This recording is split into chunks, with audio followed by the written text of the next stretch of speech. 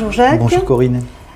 Tu vas nous parler de la simvastatine chez le cirrhotique, une autre molécule qui est en cours d'exploration. Voilà, dans la cirrhose, on n'a pas beaucoup de traitements actifs et donc on en cherche.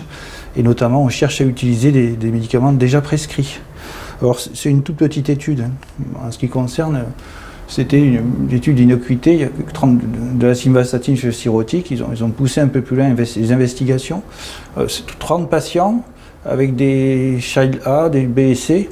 Le protocole, c'est 20 mg par jour pendant 2 semaines, puis 40 mg par jour pendant 1 an, et le suivi pendant 1 an. Des fonctions hépatiques et des paramètres inflammatoires.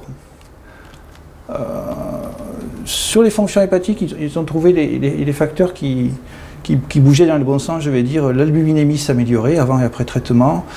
La tendance à l'hyponatrémie s'améliorait également, et l'acide diminuait. Ce qu'on pourrait dire, c'est que ces gens devaient avoir un traitement de l'acide. Donc je ne sais pas si là, ce facteur peut être retenu. En ce qui concerne une vision un peu plus globale, les Child A étaient 6 au départ dans la cohorte, ils étaient 15 au bout d'1 an, avec notamment 12 Child B qui étaient passés en Child A. Les C étaient stables à 2, et donc on gagnait surtout sur les Child A, et simplement 3 Child A régressés. Donc globalement, une amélioration de la classification de Child chez ces patients, donc sur le traitement pendant 1 an. Qu'est-ce que ça donnait au niveau des paramètres biologiques? Une amélioration significative de l'albumine, de la bilirubine et du TP chez les Child A et chez les Child BC. Quant aux paramètres inflammatoires, ils étaient améliorés uniquement chez les Child A.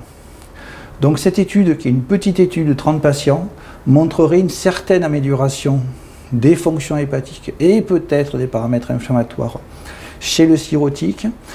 C'est intéressant, on n'ira peut-être pas forcément prescrire d'emblée ce traitement chez un cirrhotique vu son risque de toxicité hépatique et musculaire, mais c'est au moins intéressant pour ne pas arrêter ce traitement chez des cirrhotiques qui le prennent déjà et chez qui il est bien toléré. Tout à fait. Et une étude qu'il va falloir confirmer étayer, bien sûr. C'est une toute petite étude. Prudence, mais bon, effectivement, ne pas les arrêter, ça peut avoir un intérêt. Merci. Voilà. Merci Corinne.